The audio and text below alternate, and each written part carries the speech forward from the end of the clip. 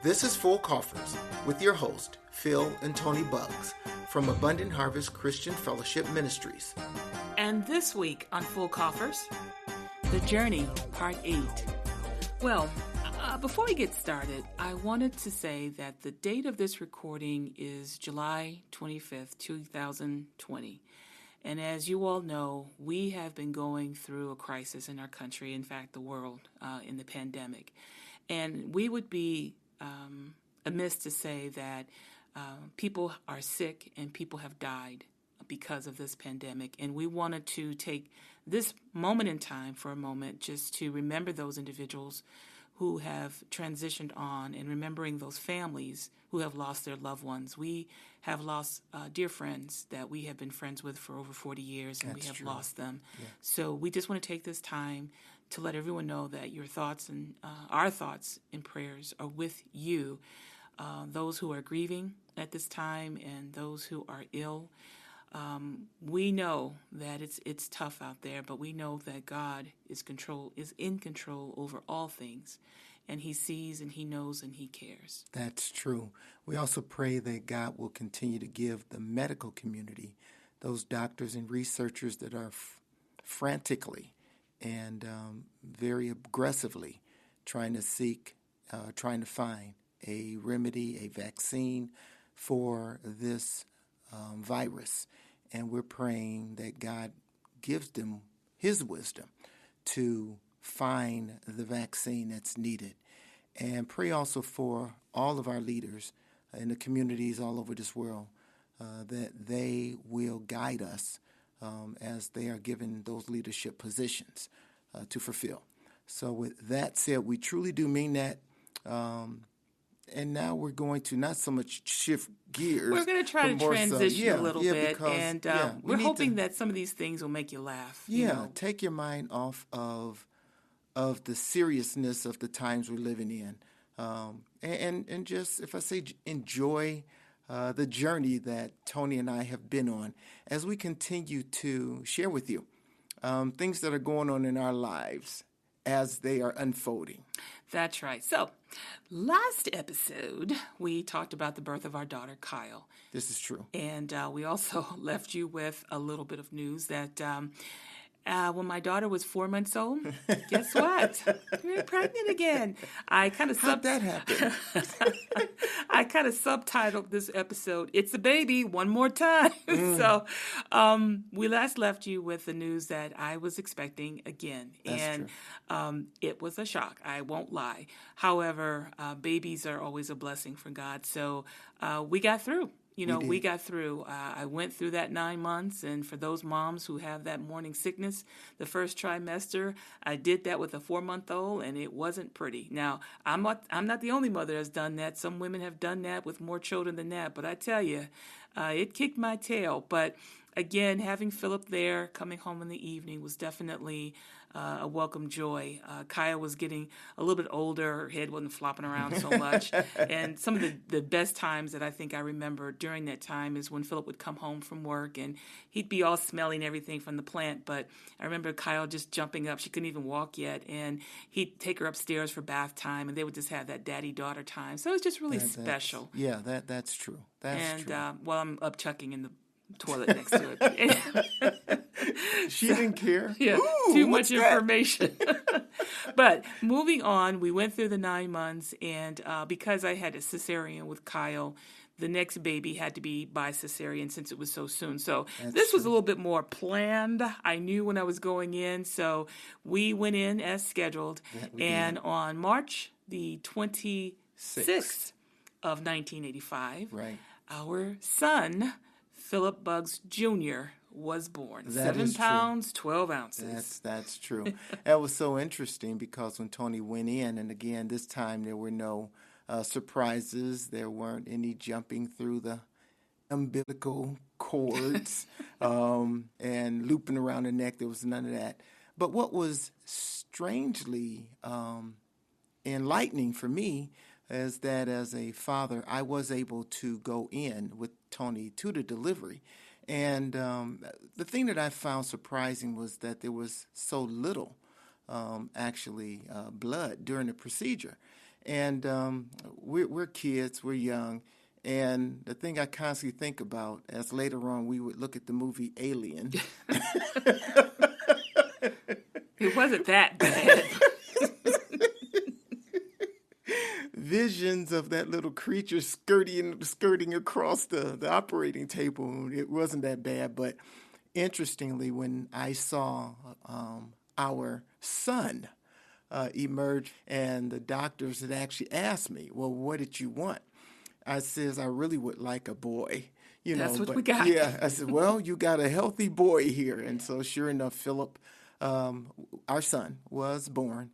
And they took him out and wrapped him. And again, it was just a magical time for me to be in there with Toni for our second child. Yes, yes. So there you have it. Two wonderful children, both in diapers, both on formula, and me with no nanny, and Philip had to work. And so you can imagine what we did. And again, I was 21 at the time. That's right. I was 25. Yeah, so we're still relatively young, but we were figuring this thing out as best we could. We had help from family from time to time, but let's face it, everyone's got their own lives, and so we just had to make it work. So we were making it work through Philip's layoffs, because at that time layoffs were starting to come in. Yeah, Detroit working for was Detroit in recession. Yep. The gas. Oh, geez, the car industry was going through convulsions. The big gas guzzler, deuce and quarters, and big Coupe de Villes, they were being replaced by Reliant K cars and gas shortages. And just the car industry was going through massive turnovers. And me being in the machinist trade, it was nothing for me to work 9 months, maybe a year, get laid off and find another job. So and the layoffs usually came around Thanksgiving. Yeah, imagine that. They work us to death during the summer, but around Thanksgiving, Christmas, here come the layoff notices. So we were we made it through. We were going through that. Yeah. I won't lie and say it wasn't scary. And I know in the previous episodes we talked a little bit about money management. Lord. This is the part where we talk about that now. Because I sucked at it. If you remember, now we have to talk to the baby boomers about this, but this really, what we went through was very similar to the cartoon, The Flintstones, when Wilma found out about charge cards. Charge! I didn't know, though. You had to pay that stuff back. And then you had to have money to pay that back, of which we didn't have. No. So this is the time where Philip can probably come in and say, I sucked at money. I really did. As we got married, and of course Toni and I are learning each other. Well, I came from, if I say, a background where our parents definitely made us save money. So the jobs we had, they would make sure that we would put our money in the bank, and then they would divvy it out. We would have to first take our 10% tithe off the top, and then they would take half of what was left and put it in savings, and then they would allow us to keep X amount of money. So in my book, there was a systematic management of money.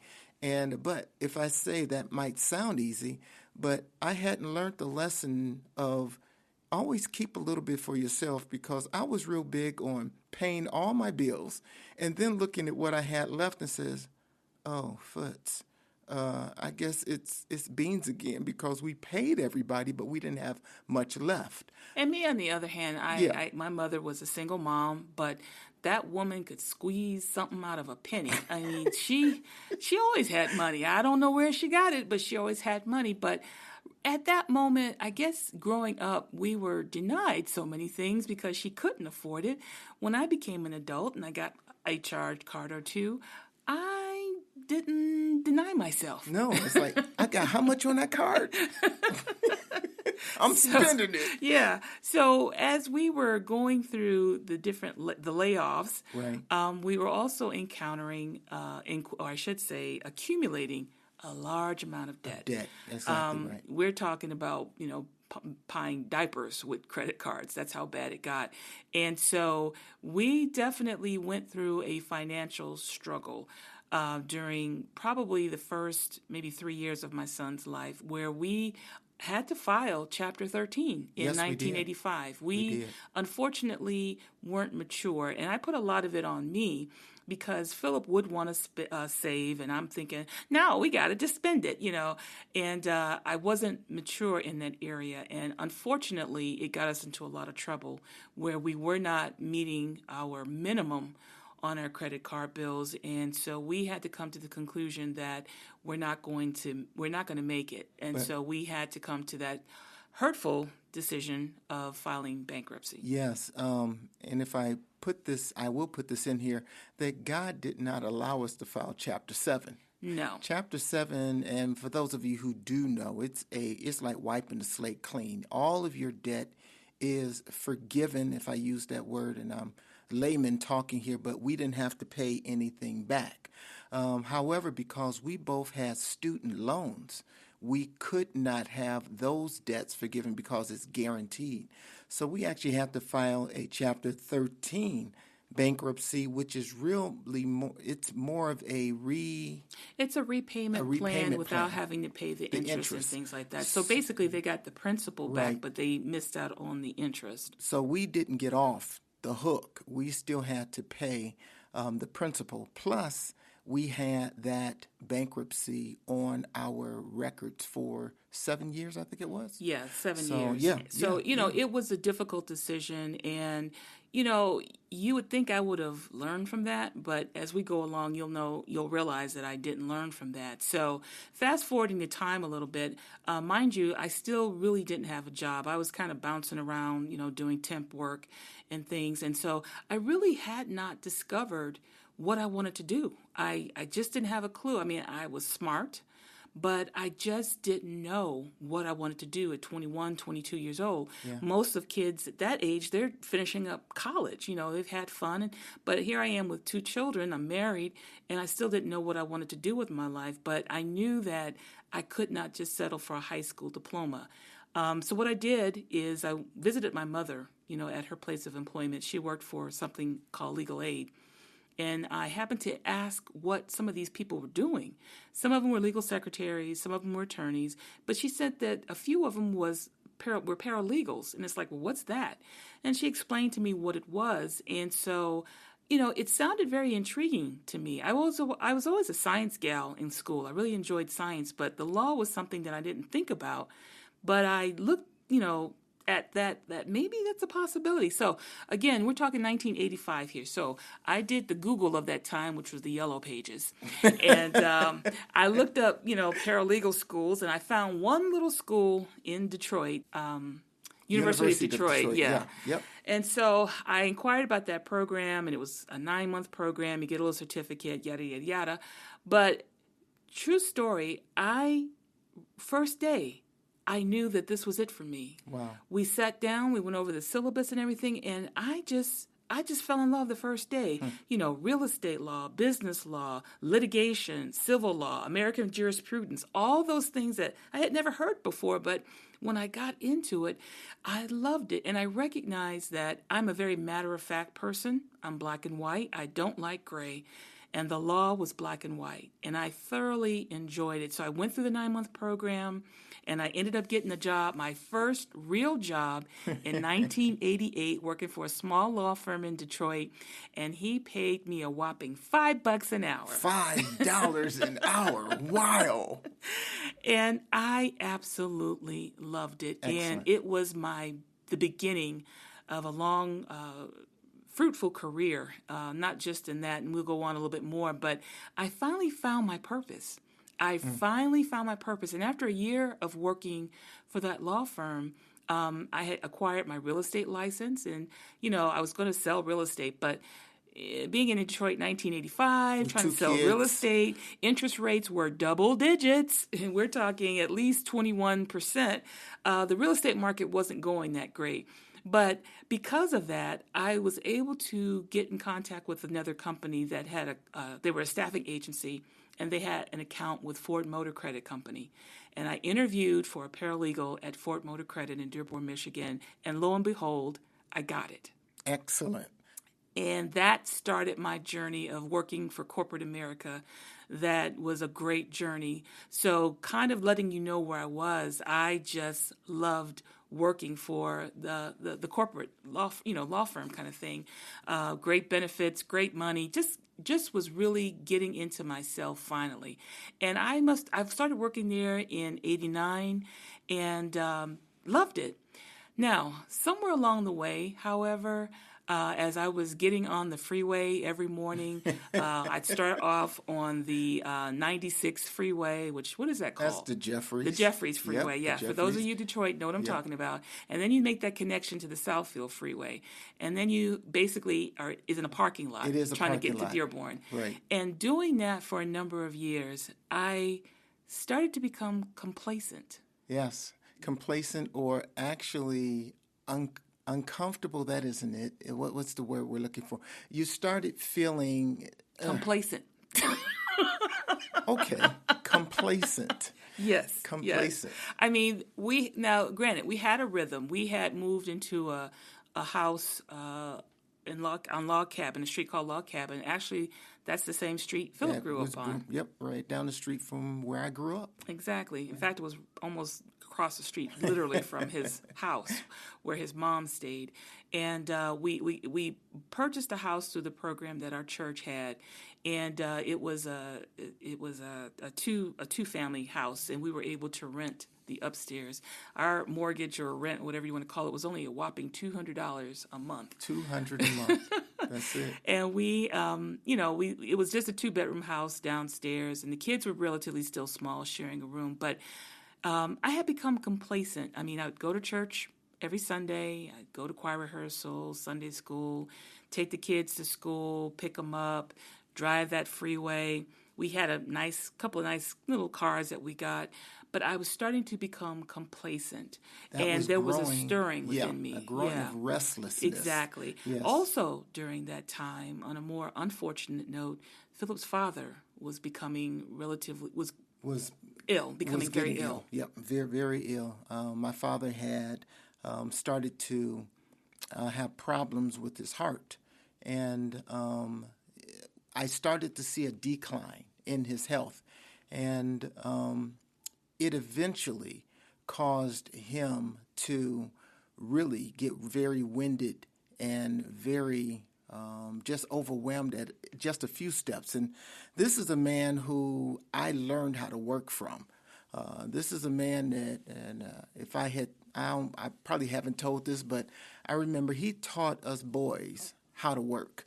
I can remember on Saturdays, we weren't allowed the luxury to stay in bed and watch Bugs Bunny and eat cornflakes or Rice Krispies. We were out cutting grass in the summer, or we were shoveling snow in the winter. I have to say, his father was a true hustler. In a good sense. That man worked and made us work. There were times when me and my younger brother, he would loan us out. I think it was he would loan us out to the neighbors to do work. I remember we would be downstairs in the basement breaking up molded breadcrumbs and churning in some grease. It was for some bird feed for our neighbor's bird feeds out in his backyard. And Avery and I would spend hours doing that. But it was the caliber of man, yes, because most of these people were elderly. Yeah, that's true. They were older people, and we were young, and so we had to work. But I say all of that to say that our father taught us the value of working. I will never forget one time I was cutting grass, and young, strong as we would be, and we had Snapper lawnmower and a Sears lawnmower and a station wagon. We whipped them things out. I'd be cutting lots, and Daddy would be trimming with hand clippers. And one Saturday, I was cutting grass, and I had cleared the lot. I threw that Snapper lawnmower back on the back of the station wagon, loaded it up, and I sat on the back of that station wagon. Not a good thing to do. I don't know where Daddy came from, but all I felt was the back of a broomstick upside my head. I tumbled off the station wagon. Wow. And my father's not, I mean, he's not physically, we were as big as Daddy, but there was that level of respect. And so I knew I had done something wrong to get whacked like that. And Daddy looked at me, and you could tell the way I'm even telling this story, there's a term of endearment. Yes, he was my father, but he was Daddy. I mean, and even though at that time he was teaching me a very critical thing, that's the endearment that you'll hear me speak about my father. So, but Daddy looked at me and he said, boy, he said, you don't stop working until I stop working. If you finish whatever you're doing, you come get me. I'll find something else for you. He never had to teach me that lesson again. And it's interesting because my father had an 8th grade education. But I'll tell you, the majority of the jobs that I have kept over my time has not been because of my technical know-how. It has been the work ethic that my father drove into my brothers and I. And my father led by example. Real quick, he would also tell us about, set the example in the winter. And of course, Detroit's got horrible winters. But I can hear my father get up 4:30 in the morning. It's the sound of snow shovel. Daddy is clearing out the sidewalk. And my brother and I know we better get up and start helping. And sure enough, we would be up within a half an hour, and we would be out there shoveling snow with him. Again, those are just values that he instilled in us, that it has helped us keep jobs, put food on the table for our family because of what our father instilled in us. Fast forwarding that to around 1990, my father actually passed. And I was 29 at the time. So that was a tremendous loss for me because it's like the night he died, it's like I had 1,000 questions for Daddy, after knowing that he wasn't there anymore. And that was it was a loss to me. But in the same time, and I learned that my father had instilled so many values in me that when I would think I would be missing him, I would remember things that he would have taught me, and I find myself doing. And it would just give me a greater appreciation and love for my father. Definitely living his legacy. Definitely. Final, just real cue on that is that 2 things that I constantly remind me of my father outside of working: sweet potato pies and homemade ice cream. Yes, Lord. I have learned how to perfect those recipes, so anytime that I make sweet potato pies or I make homemade ice cream, Samuel Buggs is right there with me. But the man has made a definite impact on my life. And as we're talking about, obviously, raising children, I try to bring those same values into how Toni and I are now raising Philip and Kyle. But like Toni, there was a restlessness growing in me as well, a complacency that wasn't good. Our neighborhood has started to go down. And in Detroit, if I say real quick, in the 60s when I was growing up, it was a great place. I love Detroit. It was a great place to bring up your children. I mean, we literally in the summer, we had latches on wooden door sashes that kept the outsiders from the insiders. There was nothing but a screen door, and we would just latch it. But it had gotten so bad, the crime and everything had just gotten worse and worse and worse. Yeah, the church we attended, it was like every single week. Yeah, a young person was getting killed. Yeah. And drug-related, drug violence. Yep, a lot of violence. And so there became from this ideal place to grow up, and it just started changing. And there was a restlessness within us. And Toni had felt it. She started asking me about, don't you want to move down south or go somewhere, And for me, from our standpoint, kind of like the progression of living in inner city Detroit, the next step is going to an outside suburb of Detroit, Oak Park. And then if you do really well, then you kind of move to Southfield, which is like the utopia of where to go in terms of progression of a young black urban family. Yeah. However, again, with having major credit issues, No one was going to touch us.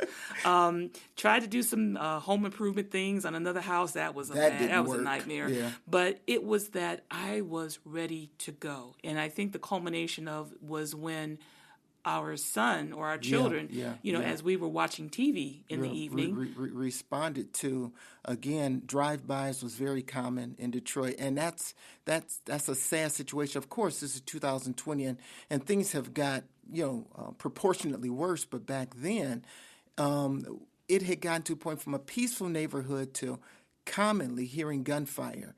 And I remember one night specifically, we're sitting and watching a movie, and we hear rat-tat-tat-tat-tat-tat-tat. And we're not talking in the alley. We're talking a little in the front of the house. Right outside, and we didn't even really get startled. And my son, Philip, he turned around and says, "Dad, what kind of gun was that?" And he was only about 6 years old. If that. Yeah, if that. 5 or, yeah. Yeah. And it hit me like a ton of bricks. What hit me? The Lord spoke to me. And he said, "Philip," he says, "I have given both you and Toni good jobs." He says, "I expect you to do better in raising your children than here." And with him saying that, Toni had already been talking to me. I had been trying to, you know how you wives do that pillow talk thing? I know that's how Michelle Obama said things to President Obama, bedroom pillow talk.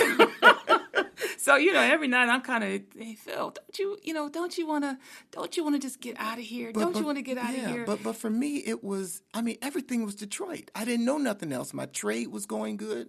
I was a machine lead where I was at. Everything was fine. Okay, some stuff wasn't, but I wasn't hearing what God was telling me. And it wasn't until that incident, and then later on, Toni got a interesting conversation from one of the directors at Ford Motor Credit. Yeah, there was some individuals that came up from Nashville, Tennessee. They were starting an offshoot of the company. It was called Primus, and they were just starting up. So they're coming up in training, and I was training one of the paralegals. And I had asked him, I says, "Do you all have any need for any more paralegals?" And at the time he said no, but, they were growing, and that, I should contact him from time to time to see what was going on. Now, of course, it was rough enough trying to see if I can get Philip to just leave Detroit, period. But Nashville, Tennessee? Oh, no. I didn't even say anything about it at first. I said, "Oh, Lord, how am I going to get this one over?" Nashville, Tennessee. Yeah, so I had to figure out a way in which to even convince him to go down there.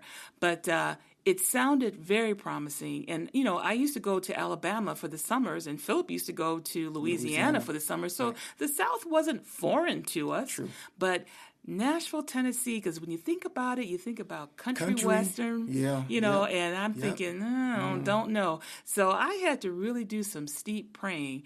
But you know what?